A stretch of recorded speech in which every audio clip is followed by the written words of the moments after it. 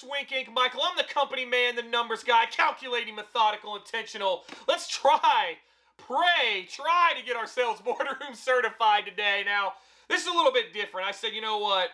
Bah humbug to the mystery box game right now. I got to recalibrate. I got to retool. I got to do something. So, I figured, you know what?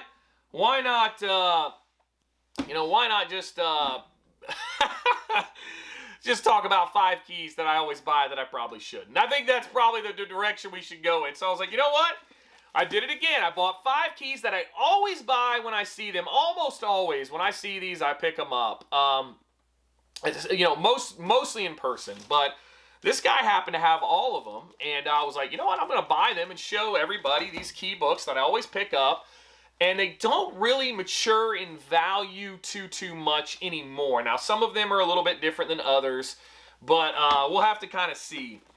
So this will be an interesting video, kind of a pickup video. Again, a little bit of a break from the mystery box game because I've just been getting absolutely killed. I mean, devastated, crushed, peppered, whatever you want to say.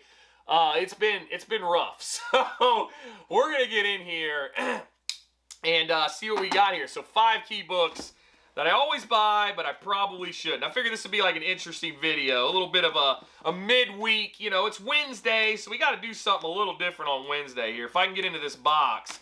And like I said, this guy had all of them, and I buy a lot of stuff from AM Comic Sales. I do. I buy them all the time. I talk to him a lot. He usually works me out some good deals, so I was like, you know what, this will make for at least, even if I overpay for these, it'll make for an interesting video of stuff that I always look for and buy. And here lately, I've been selling some of these a little bit. You know, I kind of come off of them somewhat, then I regret it, and I go buy more of them. And these are books that if you go to local comic stores or definitely like conventions or shows, you're going to see these everywhere. Some of these especially. There's nothing obscure about any of these books. I mean, honestly, these are like basic keys here. Like nothing too tremendous, nothing too remarkable. But again, 5 raw books this time. We're going to show off and kind of get your guys' thoughts on them. See what you think. You're going to say, oh, company man, quit buying those. And one of these, I think I don't know if I'm going to keep selling it or not, because I'm kind of getting tired of selling off one of these. I can tell you that for sure. So this is like taped into oblivion, just how we love it here. We got some tape here from my guy. And once I get all this tape off of here, man, gosh, got to use painter's tape. We got the bad tape on these. Holy cow. You're going to have like a razor sharp knife to get this out of here. There we go. All right, so this is what we got. All of that cutting to get to this one little bag here that has all these glorious books in it. I'm probably going to rebag and board all these. I got to put them in the Mylar Magic, right? Like, that's a gimme at this point. But, man, I got to get them out of here first without tearing them up too bad. That's the thing. Less is more on comics. I got to tell you, man, you got to watch how you tape these things up because you can bend and blunt corners and do all kinds of bad to them, but not too shabby. We got them out. So I don't know what order these are in, but I probably should put them in order. So first up, right out of the gate here, it's so funny because I really don't like this character in his original form, but I love him in his new form. We got X Factor 24, First Archangel. Now, really, there's 2 books in this. There's one where Archangel loses his wings. They tear him up. And then Archangel is born. So I guess he goes from Angel to Archangel. I always buy this book. Now, this book is something you could get anywhere from like 10, 20 bucks. I mean, I've seen it for 5.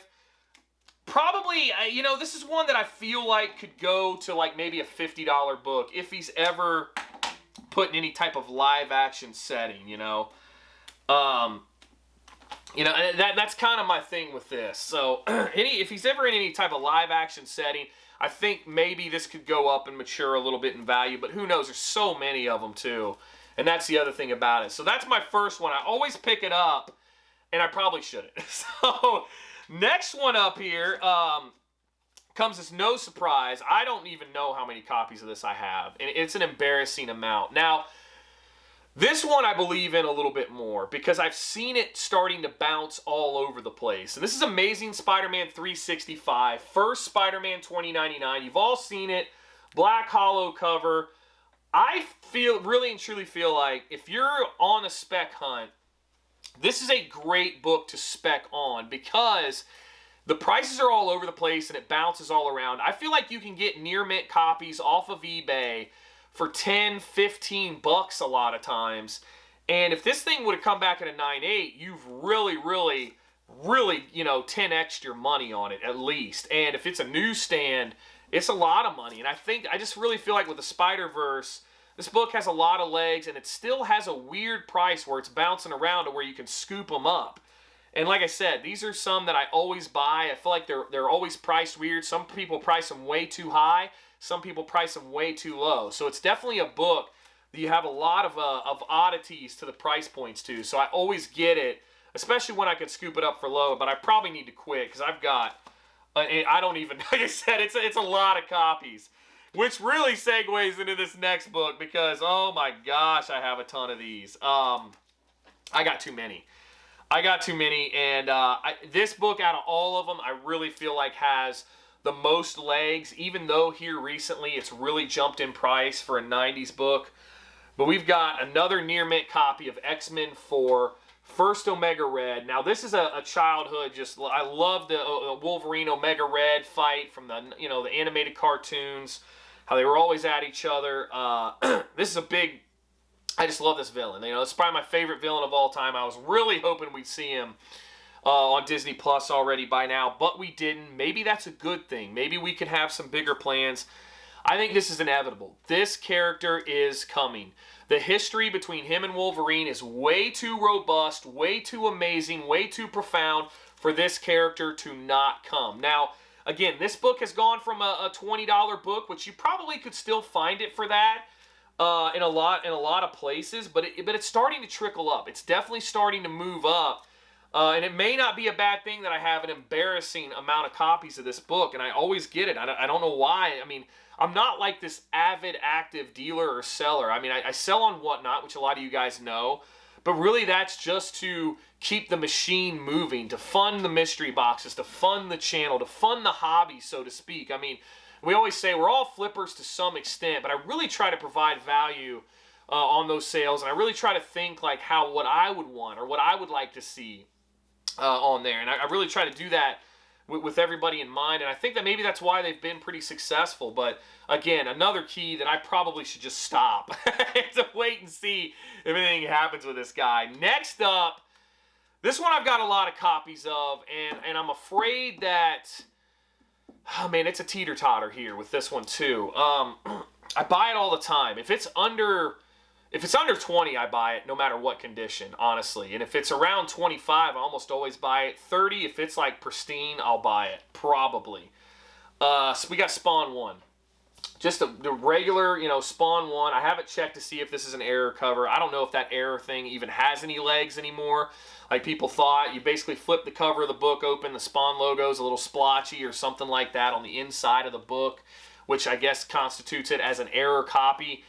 Again, this is a book that I gotta really quit buying. I've started to move some of these because it really is a teeter-totter. Now, I feel like with a new Spawn movie coming, with more of a resurgence into the Spawn universe, with more King Spawn and Gunslinger Spawn and all of those characters kind of coming to life, and really Todd McFarlane tripling down on Spawn, maybe these could move up a little more. I mean, a 9.8 copy, I mean, gosh, I think I've snagged a couple for 120 bucks. 200 maybe a little more realistic there. You know, again, it does a lot of this, a lot of ups and downs. You really got to watch the dip on this. But with another Spawn movie being inevitable, I just feel like this is a safe bet. But it's hard to say. And I feel like this is a book that like every collector should probably have at least a copy of. I'm not even really a big Spawn fan, but I still go in for this. I still go at it, but it really is time to quit buying these. I mean, I've got a lot of them. Not nearly as many as these other ones, but I got a lot of them. And this takes me to my last book. This, I would say, is kind of a letdown book in a lot of ways. And, you know, again, these are my opinions, guys. Take them with a grain of salt. I'm no expert. I'm really, really new to the hobby. Basically a baby to this hobby in a lot of ways. I haven't been in it very long, but this is a letdown book, much like Avengers First Taskmaster is. That book is always priced high, and it never really commands the value that it's priced at, I feel like. And I feel like this book is kind of on par with that. And maybe not as bad, but This is another one that I snatch up when I can, but it's a lot more pricey now. It's Amazing Spider-Man 361. First appearance of Carnage. This is tough. It's a tough book. I mean, it's a really tough book. Now, this one is a near mint minus, I believe is what it was said, and I could see that. It grades really difficult. It usually has a lot of problems on the bottom, so it's tough to get 9/8. But what's interesting is the book, with the Venom movie that's come out, and it's a great movie. I mean, it's got, it's a good movie. But I don't know that Carnage has any more legs. And what was so interesting about it is the lead up to the movie, this book didn't really do much of anything. So I find it really interesting that it didn't really go sky high, and it's kind of just hovered. And I feel like we're going to kind of see the downslide of it. But I could be wrong. Again, I'm not an expert. Now, this isn't one I buy like all the time, because you'll see these on the wall for $400, and you're like, what the heck, So this is a pricey book. I mean, it really is.